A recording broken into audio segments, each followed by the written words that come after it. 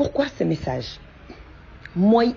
il est hors de question que des personnes cruelles, des personnes mal intentionnées puissent avoir le dessus sur certaines personnes. Yo xamanteni ce sont des victimes. Yaa ngi may dégg des personnes yoo xam ne dañ leen tooñ wax leen lu metti def leen lu metti ñu ciy génnee noonu kenn du cautionner genre wax yu demee nii. Non, non, non, je suis désolée. Tu peux être majeur, vacciné, nga tomber sur un imbécile qui va abuser de sa force. Yaa ngi may dégg wala ci ñaaw njottam jox la garab nga naan ko nga xam tu ne sais plus ce qui se passe mu jàll sa kaw. Non,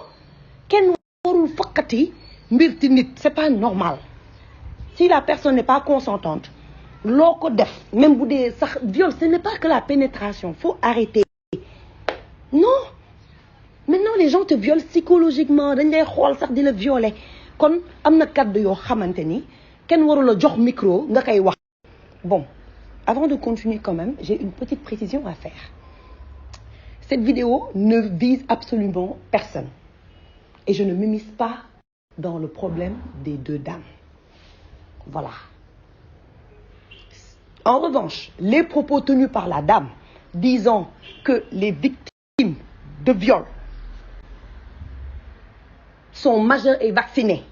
pour ne pas se faire violer, ah non, ça je pense que c'est une erreur monumentale. En tant que mère, en tant que fille, en tant que femme, en tant qu'humain, voilà, je le dis au masculin pour tout le monde, on ne peut pas cautionner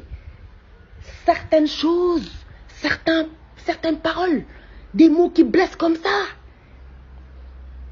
Mais il faut respecter les victimes à un moment donné. Il faut respecter les victimes. Tu violes, on te met en prison. Normalement, on devrait les castrer. Alors, tout le monde fait des erreurs sur cette terre-là. Ñëpp ku yor ki ku ñàkk ki ku feebar ki loolu je pense que wax bu yàqu la tout le monde le sait. Suñu borom kese moo dul juum. Kon ki nga xamante ni juum na ci ay kàddu ba choqué wala ba vexé ci ay propos mu wax ko ci biir maanaam ci biir réseaux sociaux yi kon kooku dafa war a toogaat ci mbootaay mi tuub ay kàddoom. Pas parce que dafa ñàkk fayda wala dafa tuuti déedéet mais tey grandeur u nit la grandeur d'une personne ça se définit par rapport à ses actes te ne baal ma maa ngi tuub maa ngi jéggalu loolu du gàcce nit day juum man ëllëg mën naa wax tojaange waaw mais du ma empêcher su ma waree tuub mais toog tuub nañ respecté tamit kàddu yi ñuy jël di ko sànni nii franchement am na yoo xamante ni dafa ñaaw ci borom njaboot wala sax ci ku amul njaboot ci société. Alors y a des associations des organisations yoo xamante ne ñooy xeex ak yelleef naam sa ak yelleef ku nekk yaa xam noo koy xeexee woykat bi moo xam nu mu koy xeexee bindkat bi waxkat bi yarekat bi et cetera mais lu ñaaw moom kenn waru ko rafetal loolu moom leer na ma kon nañ gën a jug taxaw mën a protéger ñi nga xamante ne ñooy les victimes waxuma nag ñi nga xamante ne dañuy jug di jël viol di ko def arme ciblé wu ma kenn quoi mais en général da ngay dégg des fois ci tribunal wala dara procès am war ñu dem ba ci biir xam ni ki waxoon dañ ko violé par exemple dafa fen wala lii man ñooñu taxuñu may wax mais tey coow warul bari xasta yi bari wax ju ñaaw ji bari ba nga xam ne ki ñu violé muy góor di jigéen ma bamtuwaat ko da ngay ragal a dem parce que dañ lay jugé xas sa yaay xas sa baay xas sa askan xas ñëpp viol dafa nekk tabou te ñiy violé ay sénégalais lañu tonton violeur yaa ngi fi ami violeur yaa ngi fi liggéeykatu violeur yaa ngi fi maître violeur yaa ngi fi pédophile yaa ngi fi magu violeur yaa ngi fi rakku mais ça veut dire que société bi loo ci wax rek am na lu des kon il est hors de question qu'on puisse laisser passer certaines choses wax ji waruñ ko ndawal dafa rëy wax ji dafa rëy et ça blesse.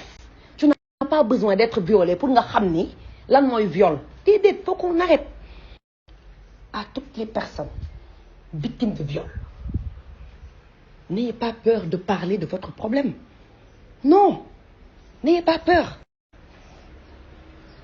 Parce que yéen nañ tooñ defu leen waxu leen du ci seen comportement du ci seen doxin du ci seen dara ndax ku leen xool bay prémédité waxuma la prémédité waaye xalaat bay passer à l'acte kooku dafa feebar. kon bul xaar jugement wu société wala say jugement wu mbokk parce que ñun dañoo hypocrite muñal nañ lay wax nëppalal famille bi tas te xolal muy yow di man famille yëpp a lëj fii amul benn famille bu nite famille yëpp a lëj maanaam famille bu jub quoi laa bëgg a wax ku nekk boo xoolee sa aqulaay taala li ngay waxal nit ki mu ngi sa biir kër te commentaire oo ko waxoo ko jooyoo ko mais problème mu nit nañuy xaar ay waay nañ leen changer man de j'aimerais bien voir dans quelques années la société qu'on sera ndax li ma gis man doyuma yàlla ñu yàlla sàmm ñu ñëpp yàlla aar ñu yàlla dimbale ñu yàlla musul ñu ti pexeet noonu yenn yi des fois xoolal du ñu sax ay noonu sop rek ka leen jàpp lijjanti yëpp nit diw mu ngi nekk ak diw di gën naag diw am na naqar diw de violé nañ ko maa moo ko def maa xallaa dugg na fii jaar na fii mais faut qu'on arrête à un moment donné nit ñi léegi dañuy ragal sax koo gis mu ngi ngandulu di dëgërlu parce que bëggul sax kanamam yaa ngi may dégg as tuuti naqar feeñ balaa ñu kaa ree te ñi lay ree noonu day mel ni ñoom ñooy yàlla day mel ni xamuñu lu metti te boo xoolee seen biir kër yi ñoo gën a sonn fop kon am naqar du gàccee nga am ay problème ci àddina nattu dab la du gàcce non du gàcce la te ñi nga xamante ne ñoo lay paasante di la wokkante di la moo tax xoolal ñoom ñëpp ku nekk bu wéetee xoolal ñu soxor ñi rek seen xol yaa ngi dagg seen xol yi baaxul dañ lay gis yow yàlla defal la teraanga waxu teraanga nag du ci alal mais xëy rek am jàmm teraanga la seen xol yi xoolal di bon des fois je vous l'accorde c'est quasi impossible de pouvoir bien se développer ici voilà développement yëpp physiquement moralement professionnellement parlant etc non c'est compliqué parce que lépp médiocre des fois on est une société j'ai l'impression on est plus bas que terre en fait on est plus bas que terre li ñu wër yëpp presque lépp médiocre lu baax la dañ koy seppi par benn léegi nag boo nekkee nag noonu nga yéeg échelle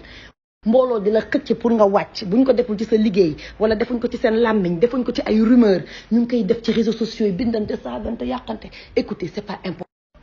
Alors un petit conseil avant de terminer ce n'est certainement pas une leçon de morale parce que je ne suis personne pour en donner mais juste un petit conseil pour mes frères et mes sœurs.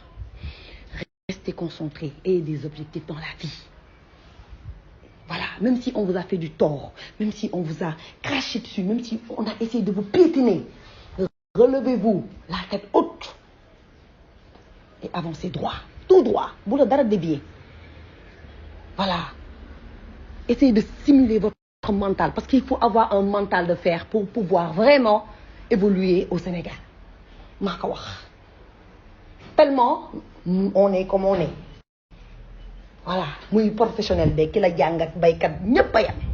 ku nekk rek boo xoolee sa entourage sa bureau sa machin tout ça il y a toujours des gens qui vont essayer de te tirer vers le bas parce que ils sont waaye yow ni seen niveau inférieur léegi nag ñoom comme amuñu doole yéeg yow mi yéeg nañuy wàcce léegi dafa am sama benn sœur boo xamante ne mënuma avancer nag ci projet bi mais juste pour vous dire comme dafa am ñoo xam ne dañu fi nekk quand même pour yàq pour xam nga di xasteeg di yàqaate je pense qu'il est temps qu'on puisse mettre benn comité boo xamante ni vraiment dinañ mën a jàppale nit ñi te duñu fay dara su ma nee jàppale nag mooy di liggéey ak ay professionnels loolu xam naa comme c'est pas mon projet c'est le projet d'une sœur à moi il est temps qu'on en parle et qu'on puisse avancer là-dessus xam naa je vous reviendrai quand même ci yeneeni interview wala yeneeni live quand même pour ñu mën cee xool comment on peut travailler ensemble deuxièmement BBC elle s'est portée volontaire je l'ai vu ce matin pour aider Miss John jàppale ko xaw ma nag naka nga koy mën a jàppale BBC mais sache que moi je suis partante lépp lu ma mën quand même pour jàppale la nga mën a jàppale Miss John en tant que femme en tant que maman en tant que lépp man maa ngi ci voilà ñu def ko nag te yàlla tax wasalaam. Alors les chéris on a besoin de vous j'ai besoin de vous toutes les femmes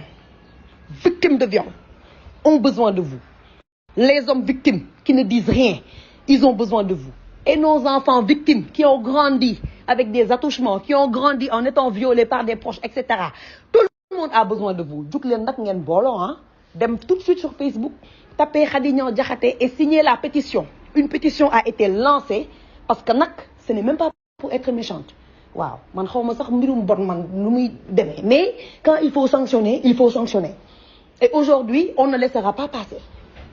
Voilà. kon dem leen ngeen signer pétition bi pour montrer votre indignation par rapport à ce qui a été dit concernant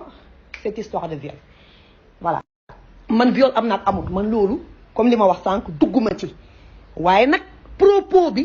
moom laay condamné parce que tuuti naa pour tey prouver que am na wala amul.